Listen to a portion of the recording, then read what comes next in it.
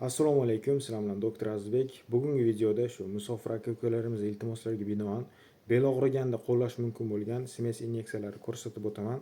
Ya'ni ikkita inyeksiya ko'rsatamiz. Bittasi qon bosimi me'yorda yuradigan insonlar uchun, bittasi qon bosimi oshib turadigan bemorlar uchun. Birinchi smesimiz qon bosimi me'yorda bo'lgan bemorlar uchun diklofenak ukolini olamiz. Vitamin B12 hamda deksametazon inyeksiyasini qo'shamiz.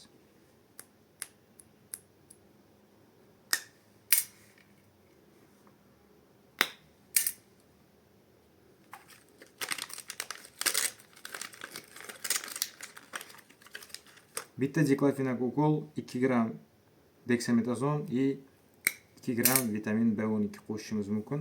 Juda zo'r samarador effekt beradi. Bu qon bosimi me'yorda bo'lgan bemorlar uchun ishlatiladi. Shpritsga qaysi ukol orqalidan tortishingiz muhim emas. Barchasi bitta shpritsga tortiladi. Желательно shu 10 gramli shprits bo'lishi kerak.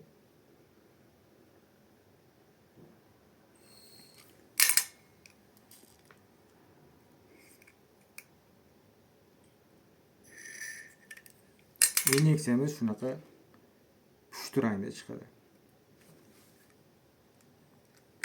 Havosini chiqazib tashlab, уже mushak orasiga, ya'ni dumba sohasiga inyeksiya qilinadi. Bu birinchi smesimiz. Bu qon bosimi me'yorda yuradigan insonlarga ishlatiladi. Endi davleniyasi baland yuradiganlarga drataverin, ya'ni noshpa ukolini olamiz. Smes tarkibi o'zgarmaydi, faqatgina diklofenak o'rniga noshpa olamiz. Deksametazon ham qo'shamiz.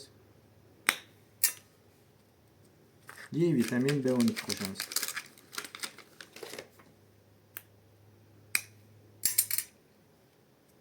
Bunda ham qaysi shpritsga orqama-ketilikda tortilish muhim emas.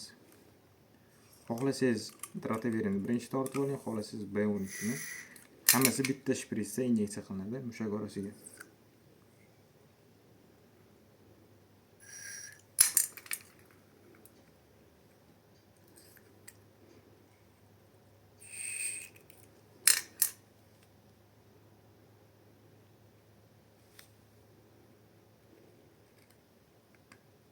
Bunga ham xuddi shunaqa sostav, prosta diklofenak o'rniga ko'rdinglar.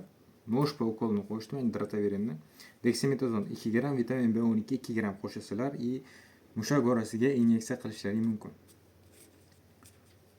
Albatta, effekti juda ham zo'r. Ushbu preparatlarda 3 kun davomida agar oladigan bo'lsangiz, o'zingiz ehtiyot qilishingiz kerak. Masalan, inyeksiyani o'zi bilan holatingiz zo'r bo'lib ketishiga garantiya berilmaydi. Bu tanishtirish uchun ko'rsatilyapti. Inyeksiyadan keyin ham masalan belingizda og'riqlar qaytalanmasligi uchun o'zingiz ehtiyot qilib og'ir yuklar ko'tarmasliklaringiz kerak. Qo'shimcha ravishda umumiy siydik qon analizlari belingizda MRT'sini ko'rishimiz kerak.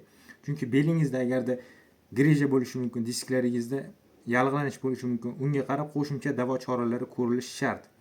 Masalan, buyrakda agarda shamollashlar bo'ladigan bo'lsa, siydik analizlari yaxshi chiqmagan bo'lsa ham bemorlarda buyraklar belga og'riq beradi. Buni ham biz ahamiyatga olishimiz kerak. Ya'ni har bir og'riq imенно grijadan yoki imенно buyrakdan deb hisoblanmaydi. Uni aniq sababini topib, unga qarab lecheniya qilishingiz shart. Shunda yaxshi rezultat olasiz. E'tibor uchun rahmat. Mushak orasiga to'g'ri inyeksiya qilish qoidalari. Ignani har doim 90 gradusda kirgizing va porshinni o'zingizga torting. Agarda qon keladigan bo'lsa, inyeksiya qilishni darhol to'xtatish zarur. Chunki yog'li ukollar agarda qon oqimiga kirib qoladigan bo'lsa, yog'li emboliyalar chaqirishi mumkin. Inyeksiyani to'g'ri qilish qoidalari. Inyeksiya qilishda albatta aseptika birinchi o'rinda turadi. Qo'llarimiz toza bo'lishi zarur va inyeksiya joyini eng kamida 3 ta spirtli paxta bilan tozalab artamiz. Ignani 90 gradus ostida kirgizamiz. Porshinni o'zimizga tortamiz. Agarda porshinga qon kelmasa, dorini ko'rsatmaga binoan tez yoki sekin astalik bilan yuborishimiz zarur.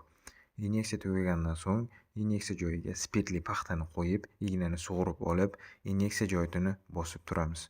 E'tibor uchun katta rahmat.